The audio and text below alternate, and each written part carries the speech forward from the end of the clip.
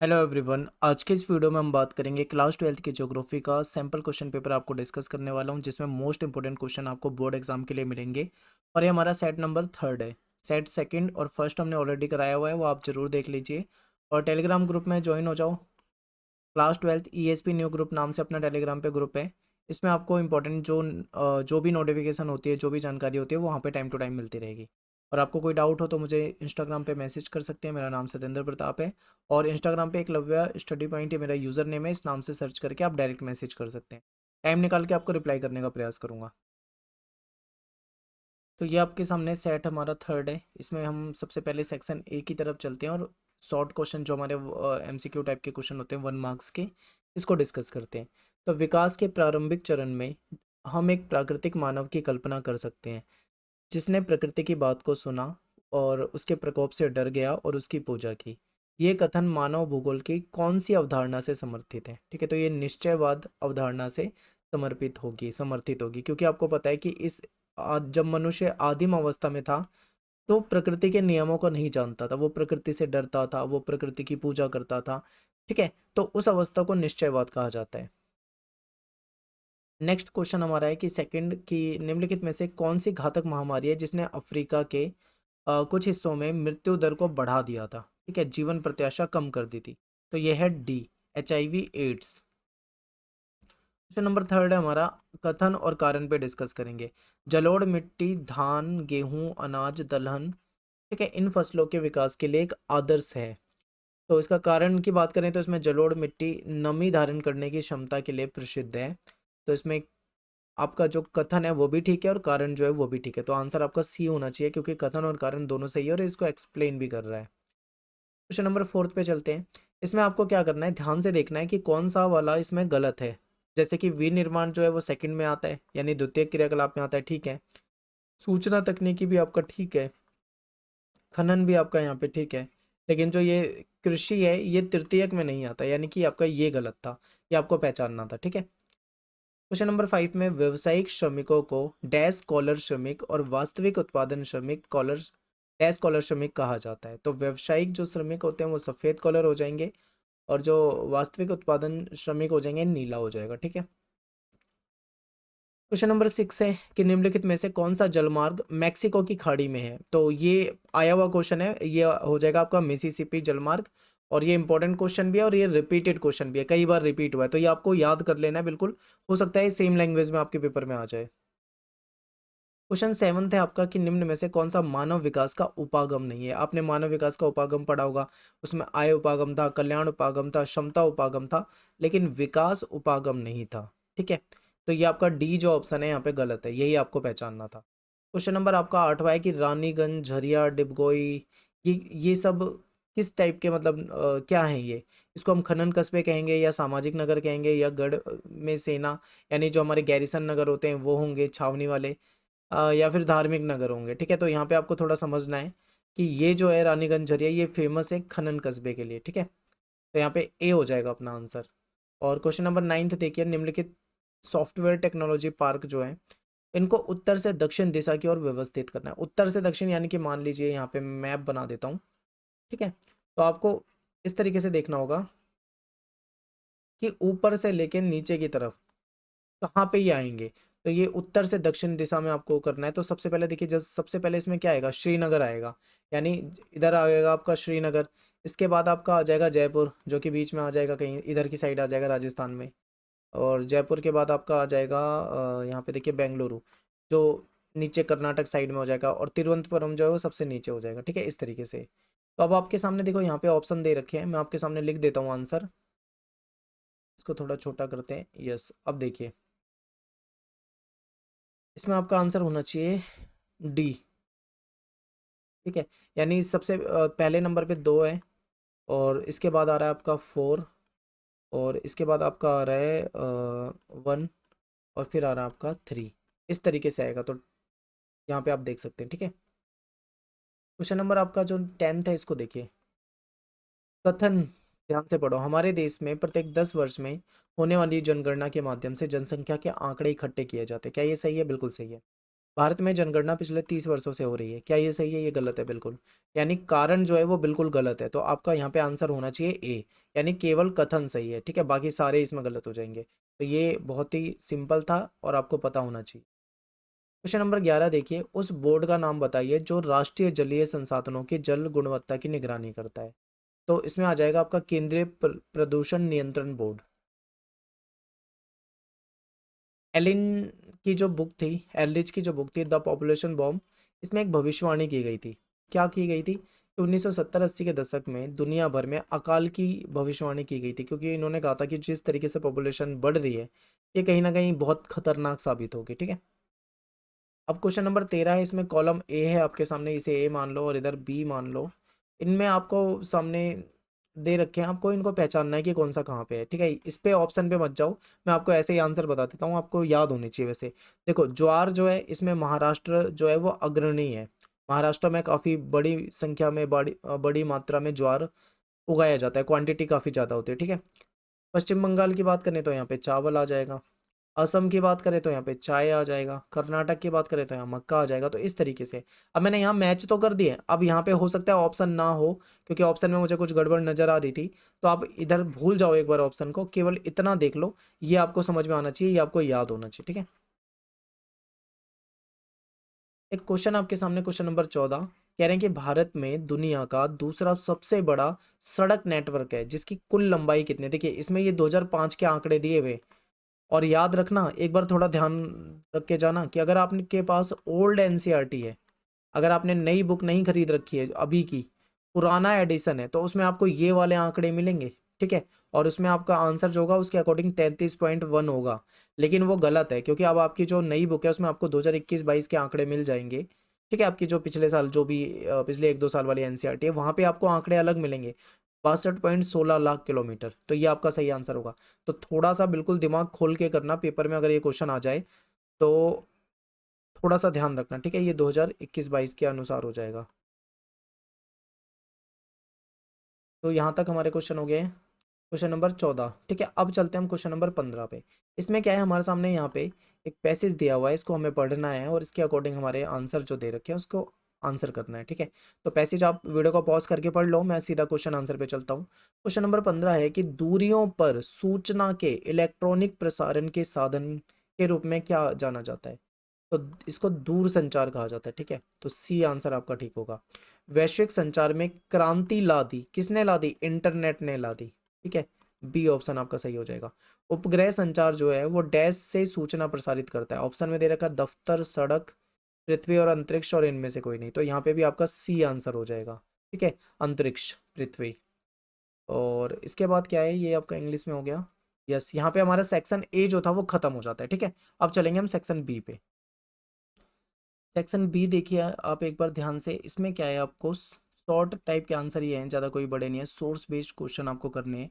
आपके सामने एक बड़ा सा पैसेज दिया हुआ है, इसको आपको पढ़ना है, इसके बाद आपको कुछ क्वेश्चन का आंसर करना है, ठीक है। मैं आपको डायरेक्ट आंसर बताऊंगा, आप वीडियो को पॉज करके स्क्रीनशॉट लेकर वैसे भी पढ़ सकते हैं, लेकिन मैं आपको आंसर बता देता हूँ। 18.1 पे आते हैं। बेंदा तथा उसके समुदाय के लोग किस प्रकार की खेती करते थे। तो देखिए ये आदिम समाज में रह रहे हैं और ये एक तरह से झूम खेती करते हैं, इसको स्थानांतरण कृषि भी कहा जाता है, ठीक है, झूम खेती भी कहा जाता है। इसमें क्या होता है कि छोटे छोटे जो टुकड़े होते हैं खेतों के, वहाँ पे जुताई के लिए उसको जलाकर वहाँ पे जो भी पेड़ पौधे झाड़ियाँ होती है उसको जला दिया जाता है, साफ कर दिया जाता है। उससे जो राख होती है उस राख को मिट्टी को उर्वर बनाने के लिए यूज कर लिया जाता है, ठीक है।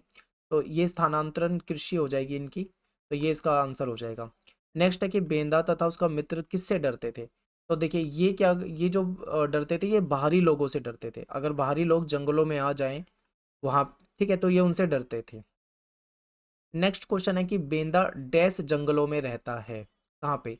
तो बेंदा जो है वो मध्य भारत के अबू जमाड़ क्षेत्र के जो जंगल है वहां पे रहता है। पहली लाइन में आपको इसका आंसर दिख जाएगा, ठीक है। तो ये आपका हो जाएगा आंसर।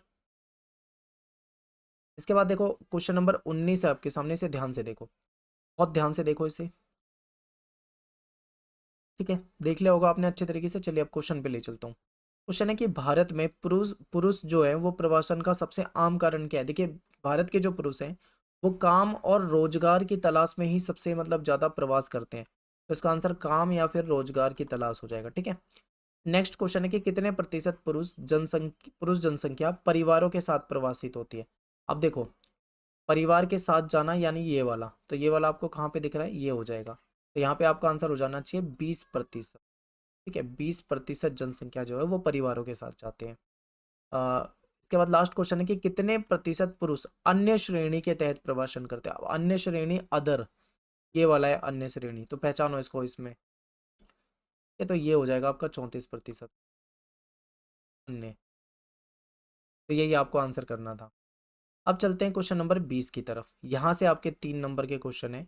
अब आपको बहुत ध्यान से देखना है, अच्छे से समझना है। देखिए प्रकृति क्या है, प्रकृति जो है वो हमको अवसर प्रदान करती है, और मानव जो है वो उसका उपयोग करता है, और धीरे धीरे प्रकृति का मानवीकरण हो जाता है। बिल्कुल ठीक है, इस कथन को प्रमाणित करना है। बिल्कुल देखिए, पहले क्या था, जब आपने निश्चयवाद वाली आप थ्योरी पढ़ते थे, तो पहले क्या होता था कि मनुष्य जो था वो आदिम अवस्था में था, वो प्रकृति से डरता था, प्रकृति के नियमों को नहीं जानता था, प्रकृति की पूजा करता था। लेकिन जैसे जैसे उसने थोड़ा सा विकास किया, प्रकृति के नियमों को समझने लगा, प्रकृति से डरना बंद कर दिया। ठीक है, और धीरे धीरे प्रकृति का क्या हो गया, मानवीकरण हो गया, और उसने बहुत सारे मतलब चीजों का निर्माण करना शुरू कर दिया। ठीक है, आंसर चलो यहाँ पे भी मैं आपको दिखा देता हूँ, एक बार समझिए। समय के साथ साथ क्या होता है, लोग अपने पर्यावरण और प्राकृतिक बलों को समझने लगते हैं, और सामाजिक और सांस्कृतिक विकास के साथ साथ एक बेहतर टेक्नोलॉजी का भी विकास कर लेते हैं। जब मानव ने प्रकृति को समझ लिया, प्रकृति के बलों को समझ लिया, तो फिर उसने क्या करा, अपना विकास किया, और मानवीय क्रियाओं के छाप भी इसमें दिखने लगी। उसने उच्च भूमियों पे स्वास्थ्य विश्राम स्थल बना दिए, बड़े बड़े नगरों का प्रसार कर दिया, खेत खलियान बना दिए। ठीक है, पहाड़ी जो होती थी वहां पे चरागाह की तरह उसको यूज करने लगा, इस तरीके से। तो इसे हम संभववाद का नाम भी दे सकते हैं, और प्रकृति इसीलिए कहा जाता है कि प्रकृति जो है वो अवसर प्रदान करती है, और मानव जो है उसका उपयोग करता है, और धीरे धीरे प्रकृति का मानवीकरण हो जाता है, और प्रकृति पर मानव के जो प्रयास होते हैं उसकी छाप पड़ने लगती है। ठीक है, तो ये आंसर था। 3 नंबर का क्वेश्चन है, इतना बड़ा आपको बताना नहीं है, मैंने आपको पूरा एनसीईआरटी का दिखा दिया। लेकिन इसके बाद इसके इसी क्वेश्चन के ऑप्शन में आपको दे रखा है, भारत में खनिजों की 3 प्रमुख विस्तृत पट्टियों का वर्णन करना है। भारत में खनिज की जो 3 विस्तृत पट्टी है। ठीक है, तो देखिए, इसमें एक उत्तर पूर्वी पठारी पट्टी हो जाएगी, एक इसमें दक्षिण पश्चिमी पठारी पट्टी हो जाएगी, और इसमें उत्तर पश्चिमी पट्टी हो जाएगी। ठीक है, उत्तर पूर्वी जो जो पट्टी है, इसमें आ जाता है हमारा छोटा नागपुर पठार, जैसे झारखंड वारखंड, और उड़ीसा का पठार आ जाएगा, पश्चिम बंगाल छत्तीसगढ़, ये वाले एरिया इसमें शामिल हो जाते हैं। यहाँ पे लोहा कोयला मैंगनीज वगैरह मिल जाता है। दक्षिण की बात करें तो उसमें कर्नाटक गोवा तमिलनाडु ये वाला क्षेत्र आ जाता है। ठीक है, उत्तर पश्चिमी की बात करें, अगर नॉर्थ वेस्ट की बात करें, तो उसमें राजस्थान का अरावली आ जाएगा, गुजरात आ जाएगा, ये वाले क्षेत्र आ जाते हैं। तो यही आपको 3 पट्टियां इसमें बतानी थी।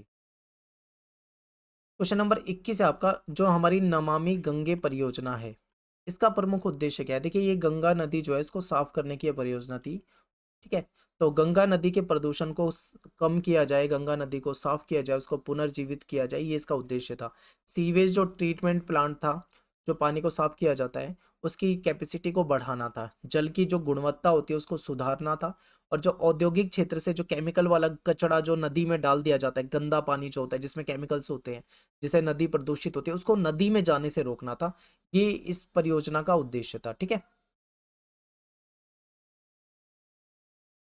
क्वेश्चन नंबर 22 देखिए, ऊर्जा के परंपरागत और गैर परंपरागत साधनों में अंतर बताइए। ऊर्जा के जो परंपरागत और गैर परंपरागत साधन है, इसमें क्या अंतर है। तो कुछ और इसके ऑप्शन में एक और दे रखा है। ठीक है, तो गैर परंपरागत और परंपरागत में बता देता हूँ। देखिए, ऊर्जा का जो परंपरागत साधन है, ये मैंने चैप्टर में भी आपको अच्छे से बताया हुआ है।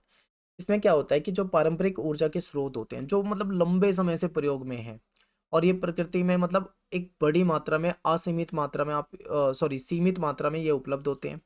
ये नॉन रिन्यूएबल होते हैं, यानी गैर नवीकरणीय होते हैं। ठीक है, इन साधनों का जो वितरण होता है वो असमान है, मतलब कहीं कम मिलता है, कहीं ज़्यादा मिलता है, कहीं बिल्कुल नहीं मिलेगा, ऐसा है। ये साधन जो है ये पर्यावरण के अनुकूल भी नहीं है, यानी इनको यूज़ करने से कहीं ना कहीं पोल्यूशन होता है। इसके एग्जाम्पल आपको कोयला हो गया, पेट्रोल हो गया, डीजल हो गया, ये ठीक है, ये चीज़ हो जाती है। लेकिन जो ऊर्जा के गैर परंपरागत साधन है, इसमें आपका क्या होता है, ऐसे स्रोत होते हैं जो हाल में प्रयोग में लाए जाने लगे। ठीक है, पहले इनका प्रयोग नहीं होता था, अब किया जाने लगा। ये नवीकरणीय यानी रिन्यूएबल है, एक बार खत्म हो गया तो ये बार बार आपको मिलते रहेंगे। और ये साधन अपेक्षाकृत अधिक समान रूप से वितरित है, यानी हर जगह आपको एक जैसी मात्रा में मिल जाएंगे। ये ऊर्जा के स्वच्छ साधन है और पर्यावरण हितैषी भी है। ठीक है, इसमें आपका सौर ऊर्जा आ जाएगा, पवन ऊर्जा आ जाएगा, जल ऊर्जा आ जाएगा, ये आ जाएगा। अगर आपने चैप्टर की वीडियो देखी हो तो वहां पे मैंने आपको पूरा डायग्राम के साथ ये सब कुछ समझाया हुआ है, तो आप प्लीज चैप्टर की वीडियो को जरूर देख लेना, मैंने बना रखे हैं ज्योग्राफी के चैप्टर। ठीक है, अभी तो क्या है, इंपॉर्टेंट क्वेश्चन कराने, इसलिए मैं आपको जल्दी जल्दी में करा रहा हूँ ताकि ज्यादा क्वेश्चन कवर हो सके। डीप समझना है तो चैप्टर में जाइए। इसके बाद आपका हो जाएगा, भारत में जल संसाधन किन समस्याओं से जूझ रहा है, इसी के ऑप्शन में दिया हुआ है। तो देखिए, भारत में जल की काफ़ी मतलब देखोगे तो काफ़ी ज़्यादा कई क्षेत्रों में कमी देखने को मिलती है। जल की उपलब्धता की कमी है कई जगह पे, क्योंकि इसका जो दोहन है वो बहुत ज़्यादा हो रहा है, जनसंख्या आपको पता है बढ़ रही है, वैसे ही जल की जो डिमांड है वो भी बढ़ रही है। जल की जो गुणवत्ता है वो भी ज़्यादा ठीक नहीं है। ठीक है, गुणवत्ता इनकी ज़्यादा सही नहीं है। फालतू की जो तत्व होते हैं, अवांछनीय तत्व होते हैं जो पानी को प्रदूषित कर देते हैं, ये चीज़ें जो हैं ये कहीं ना कहीं जल को प्रदूषित कर रहे हैं। एक है वाटर मैनेजमेंट, यानी जल का प्रबंधन सही नहीं है। ठीक है, हमारे देश के नागरिक कह लो या सरकार कह लो, उतनी ज़्यादा जागरूक नहीं है, सरकार की जो पॉलिसियाँ हैं वो उतनी ज़्यादा यूज़फुल नहीं है, एक जागरूकता का अभाव। तो ये कुछ समस्याएं हैं जिससे जल संसाधन हमारा जूझ रहा है। क्वेश्चन नंबर 23 है हमारा, मानव विकास के मध्यम स्तर वाले देशों को की किन्हीं 3 विशेषताओं के बारे में आपको बताना है।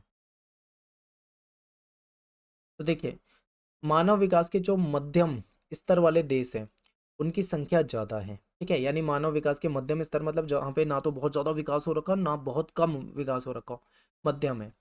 इनमें इनकी जो संख्या है वो कुल 37 और 88 देश है। अब यहाँ पे 37 और 88 क्या है मैं आपको समझा देता हूँ। अगर आपके पास ओल्ड एनसीईआरटी है, ओल्ड एडिशन है, तो आपको 88 मिलेगा, लेकिन अगर आपके पास लेटेस्ट वाली एनसीईआरटी है तो आपको 37 मिलेगा। अब यहाँ पे क्या होगा, बहुत सारे बच्चे कंफ्यूज होंगे, इसीलिए मैंने दोनों डाटा आपके सामने रख दिया है। आप ये चेक कर लेना आपकी बुक में क्या है, 88 वाला कट कर देना। ठीक है, 37 वाला याद करना है। और अधिकांश इसमें जो देश हैं वो वर्ल्ड वॉर 2, WW2 का मतलब है वर्ल्ड वॉर 2, यानी विश्व जो सेकंड विश्व युद्ध था उसके बाद इनका विकास हुआ है। ठीक है, इन देशों में लोक कल्याण की नीति इनकी जो गवर्नमेंट है उन्होंने अपनाई है। तो ये हो जाएगा हमारा इसका आंसर। तो यहाँ पे हमारा जो सेक्शन बी था वो पूरा हो जाता है। अब चलते हैं हम सेक्शन सी की तरफ। सेक्शन सी में हमारे क्वेश्चन नंबर 24 से 28 तक के जो क्वेश्चन आपको मिलेंगे, ये आपके 5 नंबर के क्वेश्चन मिलने हैं। ठीक है, 5 मार्क्स के हमारे क्वेश्चन है, इसको डिस्कस करते हैं। इसमें ये सबसे इंपॉर्टेंट क्वेश्चन है आपका, ये बहुत ज़्यादा पूछा जाता है पेपर में। इंदिरा गांधी जो नहर कमान क्षेत्र था, इसमें सिंचाई की जो शुरुआत हुई थी, उसने कैसे यहाँ की जो पारिस्थितिकी है, यहाँ की जो अर्थव्यवस्था है उसको बदल दिया, ये आपको बताना है। तो ये बहुत ही अच्छा क्वेश्चन है और पेपर में कई बार रिपीट होता है। ठीक है, तो इसे मैं आपको समझाता हूँ। देखिए, ये क्या था, ये एक तरह से सूखा वाला क्षेत्र था।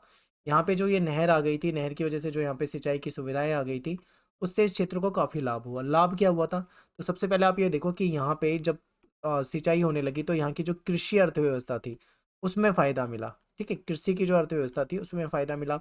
यहाँ पे जो नई नई फसलें उगाई जाने लगी थी, यानी फसलों में सघनता देखने को मिली।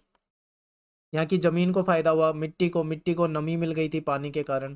तो ये कुछ बेनिफिट हुए थे। और इसमें पहले क्या होता था, पारंपरिक रूप से कुछ फसलें उगाई जाती थी, यानी पहले यहाँ पे चना उगाया जाता था। ठीक है, यहाँ पे पहले ग्वार उगाया जाता था, यहाँ पे बाजरा उगाया जाता था, ये फसलें उगाई जाती थी पहले। लेकिन बाद में जब सिंचाई सुविधाएं हो गई, यहाँ पे पानी खूब मिलने लगा, तो उसके बाद नई फसलें आ गई, यानी यहाँ पे फिर गेहूँ उगाए जाने लगा। ठीक है, यहाँ पे चावल उगाए जाने लगा, कपास उगाई जाने लगी थी, यहाँ पे मूंगफली उगाई जाने लगी थी।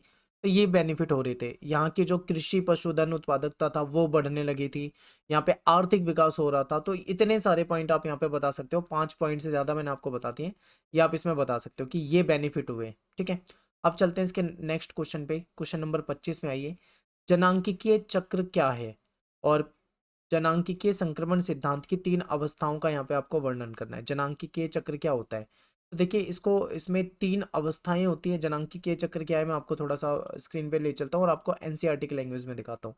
तो देखिए, जनांकिकीय संक्रमण सिद्धांत जो है एक ऐसा सिद्धांत है जिसमें किसी क्षेत्र की जो जनसंख्या होती है उस जनसंख्या का वर्णन और भविष्य की जो जनसंख्या होने वाली है उसका अनुमान लगाया जाता है। ठीक है, तो ये सिद्धांत हमें बताता है। इस सिद्धांत से हमें पता लगता है कि समाज जो है वो पहले ग्रामीण होता है, खेतीहर होता है, लेकिन बाद में धीरे धीरे वो क्या हो जाता है, नगरीय होने लग जाता है। ठीक है, वहां पे परिवर्तन आने लग जाता है, ये बताया जाता है।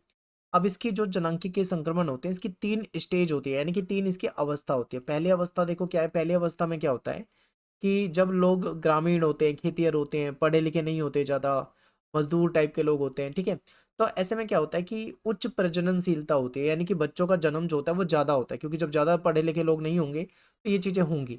और मृत्यु दर भी यहाँ पे ज़्यादा होती है, क्योंकि इसलिए होती है क्योंकि गाँव में रहते हैं लोग, सुविधाएं नहीं है लोगों के पास, जानकारी नहीं है, पढ़े लिखे नहीं है, तो महामारी हो सकती है, भोजन की कमी हो सकती है, कुपोषण का शिकार हो सकते हैं, तो बहुत सारी समस्याएं हो जाती हैं। ये सब होता है प्रथम अवस्था में, ठीक है।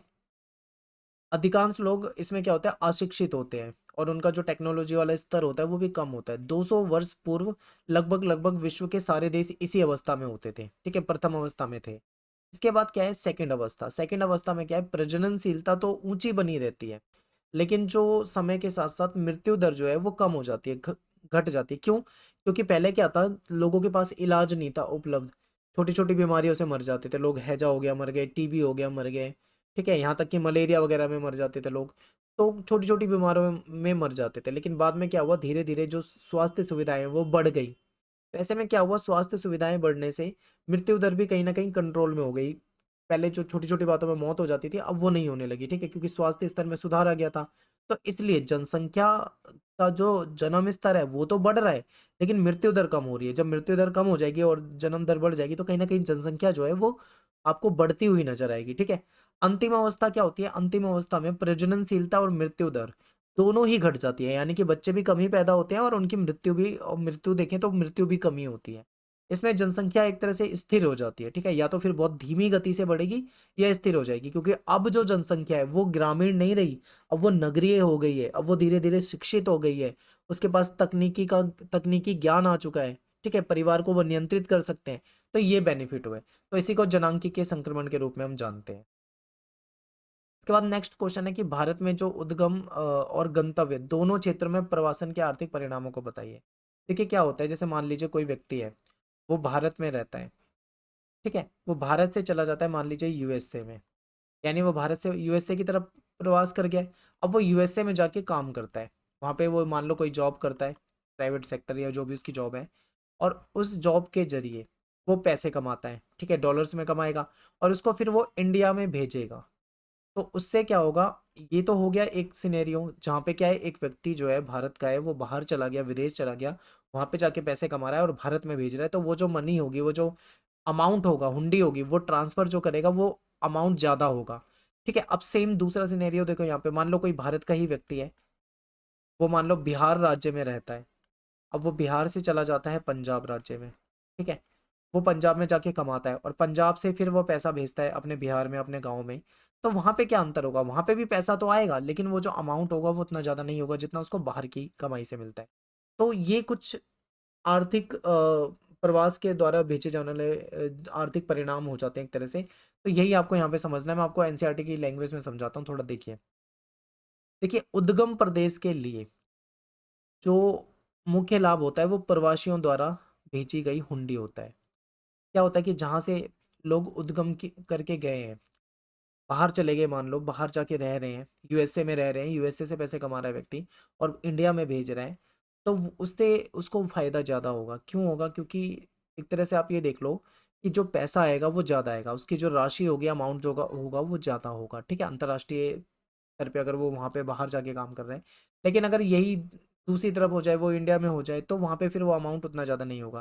ये मैंने आपको वहाँ पे एग्जांपल से बताया था। और इसमें एक चीज़ देखिए कि ये जो बाहर से पैसा आता है, इसमें भोजन में और जो अपने कर्ज की अदायगी होती है, या फिर उपचार में, या शादी विवाह में, बच्चों के एजुकेशन में, कृषि निवेश में, घर बनाने में, इन सब चीज़ों में इस पैसों का इस्तेमाल किया जाता है, ठीक है। तो ये कुछ इसके आर्थिक परिणाम में आप लिख सकते हैं। के बाद नेक्स्ट क्वेश्चन, आपका क्वेश्चन नंबर 27, पर्यटन क्या है? विश्व के किन्हीं दो पर्यटन आकर्षणों का विश्लेषण आपको यहाँ पे करना है। तो पर्यटन क्या होता है? पर्यटन एक तरह से यात्रा है, ठीक है। वो कैसी यात्रा है? इस यात्रा में क्या होता है, हम अपनी खुशी के लिए, व्यापार के लिए नहीं बल्कि अपनी खुशी के लिए, देखिए पर्यटन एक यात्रा होती है जो व्यापार की बजाय प्रमोद है, प्रमोद का मतलब यहाँ पे खुशी है, यानी खुशी के उद्देश्यों के लिए की जाती है, अपने आप को सुख पहुंचाने के लिए, ठीक है। दुनिया में देखें तो ये जो पर्यटन है ये एक बहुत बड़ा व्यापार या आर्थिक क्रिया के रूप में आप इसे देख सकते हो, क्योंकि जो पर्यटन है ये काफ़ी ज़्यादा पैसा मतलब सरकारों को प्रोवाइड करा देता है, ठीक है। और इसमें आगे क्या पूछा हुआ था, एक बार इसे देख लेते हैं। आगे पूछा हुआ है कि विश्व के किन्हीं दो पर्यटक आकर्षणों का विश्लेषण की। तो देखिए पश्चिमी, यहाँ पे हम देख सकते हैं कि जो भारत का पश्चिमी तट है वो विश्व के लिए लोकप्रिय एक तरह से गंतव्य, पर्यटक गंतव्य स्थान है। लोग बार बार से यहाँ पे आते हैं। अगर दूसरा देखें भूमध्य सागरीय तट देखें तो वहाँ पे भी हर तरफ से लोग आते हैं। तो इसको हम देख सकते हैं एक महत्वपूर्ण स्थान के रूप में। यहाँ पे क्या होता है, लोग मतलब कहीं ना कहीं लोग हमेशा चाहते हैं कि वो एक अच्छी जगह में जाकर रहें, घूम कर आएँ, जहाँ पे उनको देखने के लिए अच्छे दृश्य मिलें, ठीक है। वहाँ का मौसम अच्छा हो, वहाँ पे उनको सुख सुविधाएँ मिले और वो मतलब एन्जॉय करने के लिए जाते हैं। तो यही पर्यटन में आपको लिखना था। नेक्स्ट क्वेश्चन है आपका, ये पेपर में काफ़ी पूछा जाता है, क्वेश्चन नंबर 28 जो है, चलवासी पशुचारण, पशुपालन और वाणिज्यिक पशुपालन जो है इसके बीच में आपको अंतर बताना है। कोई 5 पॉइंट आपको यहाँ पे बताने हैं। तो चलवासी पशुचारण आपको पता होगा वो प्राचीन है। तो देखिए चलवासी, अगर हम पशुचारण की बात करें तो ये एक प्राचीन जीवन निर्वाह की का तरीका है। इसमें क्या होता है, जो पशुचारक होता है वो अपने भोजन के लिए, वस्त्र के लिए, शरण के लिए, औजार के लिए, यहाँ तक कि अपने यातायात के लिए भी अपने पशुओं पर निर्भर होता है। ये चलवासी बता रहा हूँ, ठीक है, ध्यान से देखिए। पालतू पशु के साथ साथ, ठीक है, वो पानी, चरागाह की तलाश में एक स्थान से दूसरे स्थान में चला जाता है और एक देश से दूसरे स्थान में वो जाते रहते हैं। गर्मियों में ये क्या करते हैं, जो समतल मैदान होते हैं उसको छोड़कर पर्वतीय एरियो की तरफ जाते हैं। लेकिन सर्दी में वो पर्वतीय एरियो से, जो एरिया होता है उससे मैदानों की तरफ आते हैं। तो ये कुछ चलवासी पशुचारण की विशेषताएं हैं। यहीं पे अगर वाणिज्यिक पशुपालन से इसको कंपेयर करें तो देखेंगे कि ये एक प्राचीन तरीका था, तो ये कहीं ना कहीं एक आधुनिक तरीका इसको मान सकते हैं। यहाँ पे पूरा व्यवस्थित तरीका है ये, यहाँ पे पूंजी प्रधान यानी कि बहुत ज्यादा पूंजी लगती है। ये पश्चिमी संस्कृति से प्रभावित है, ठीक है, पश्चिमी संस्कृति से प्रभावित है। इसमें क्या होता था कि ये लोकल तरीके से रहते थे चलवासी पशुचारक, कहीं पे भी अपने जानवरों को लेके चले जाएंगे, कोई व्यवस्थित तरीके से नहीं रहते थे, ज्यादा पूंजी भी नहीं लगती थी। लेकिन ये पूरे व्यवस्थित तरीके से रहते हैं और इनके पास स्थायी फार्म होते हैं, बहुत बड़े बड़े क्षेत्रों में फार्म होते हैं, ठीक है। उसमें बाड़ वगैरह लगा के पशुओं को बहुत बड़े लेवल पे पाला जाता है यहाँ पे।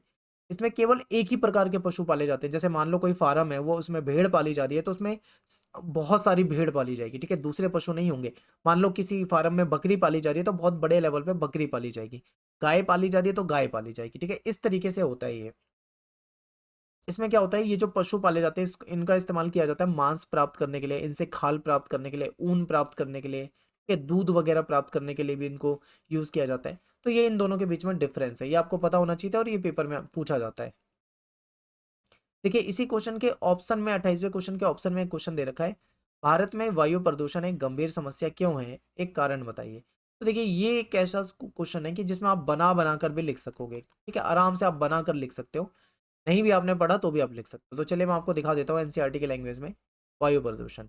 तो वायु प्रदूषण आपको पता है कि इसमें क्या होता है, धूल, धुआं, गैस, कुहासा, दुर्गंध, ऐसी चीजें जो होती हैं वो वायु में मिल जाती हैं, ठीक है, बढ़ जाती हैं, जिसकी वजह से मनुष्यों को, जीव जंतुओं को सांस लेने में दिक्कत होने लग जाती है, कहीं ना कहीं उनका जो श्वसन तंत्र होता है वो प्रभावित होने लग जाता है, ठीक है, ये होता है वायु प्रदूषण।